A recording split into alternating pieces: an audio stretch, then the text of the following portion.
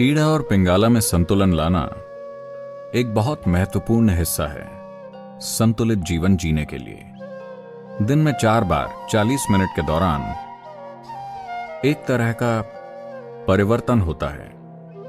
इन्हें संध्या काल या संध्या कहते हैं, क्योंकि इस समय ईड़ा और पिंगला में संतुलन बहुत तेजी से बदलता है।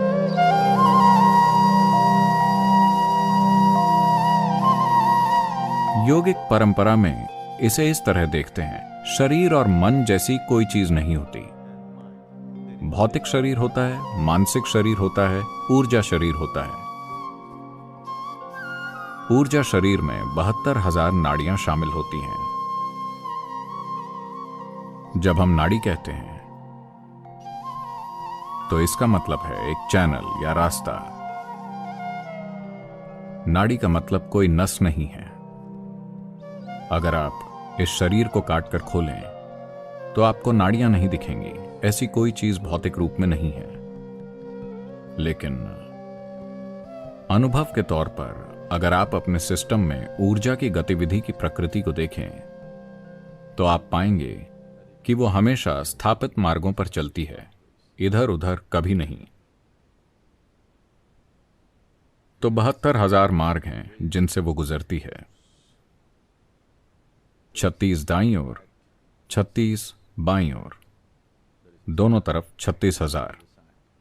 दाहिने को पिंगला कहते हैं, बाएं को ईड़ा कहते हैं। इन्हें सूर्य और चंद्रमा भी कहा जाता है।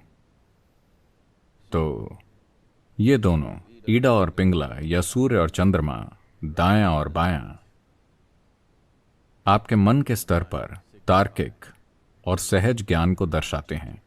जब मैं सहज ज्ञान कहता हूं तो सहज ज्ञान बोध का एक और आयाम नहीं है, बल्कि सिर्फ गणना का एक और आयाम है। अगर आपके अंदर बराबर मात्रा में सूचना है, अगर आप तार्किक रूप से जाते हैं तो किसी जगह पहुंचने में 10 कदम लग सकते हैं।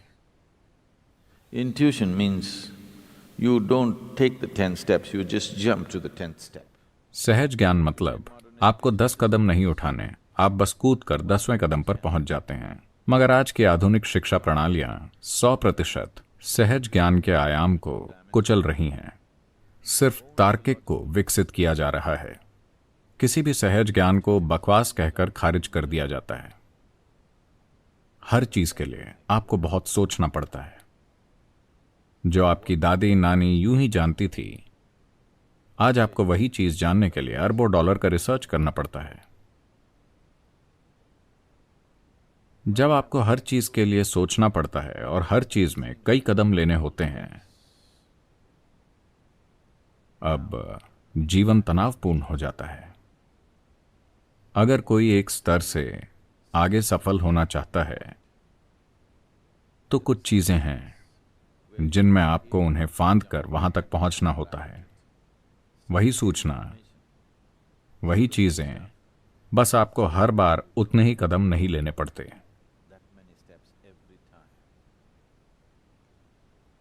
ये जीवन को तनावपूर्ण बना देता है, क्योंकि ये ऐसा है जैसे आप अपनी कार 2 पहियों पर चला रहे हों। बाकी दोनों पहिए खाली और सुरक्षित हैं। मैं नहीं जानता कि कब इस्तेमाल के लिए, पर 2 पहिए जो आप इस्तेमाल कर रहे हैं उन पर भारी दबाव पड़ेगा। तो योगिक प्रणाली में सहज ज्ञान की अहमियत उतनी ही महत्वपूर्ण है जितनी तार्किक की।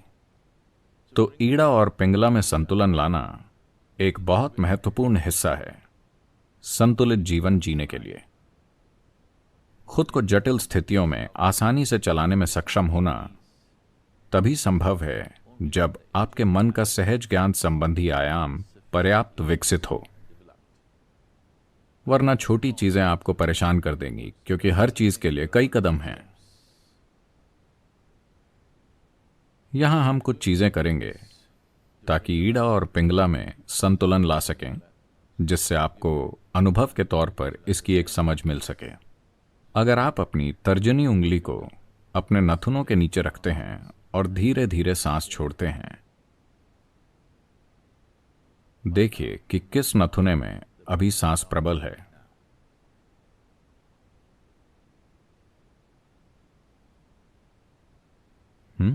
कितनों का दाहिना है? बायां? ठीक है, ये दायां होता है या बायां? सिर्फ 2 बैरल हैं। अगर 25 होते तो ये कितना जटिल होता। अगर आप दिन भर के दौरान खुद पर गौर करें तो आपने ध्यान दिया होगा कि लगभग 40 से 48 मिनट के बीच सांस की प्रबलता दाएं से बाएं और बाएं से दाहिने की तरफ बदलती है। क्या आपने कभी इस पर ध्यान दिया है?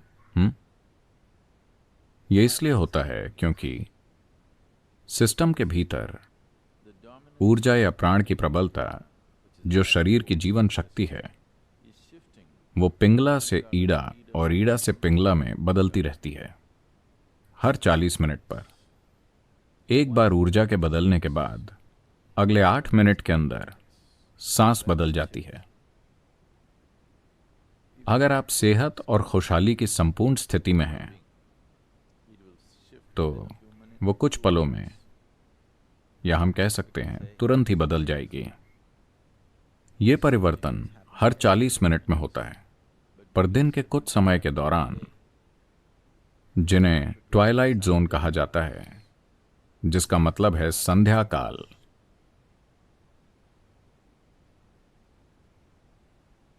सूर्योदय से 20 मिनट पहले, सूर्योदय के 20 मिनट बाद।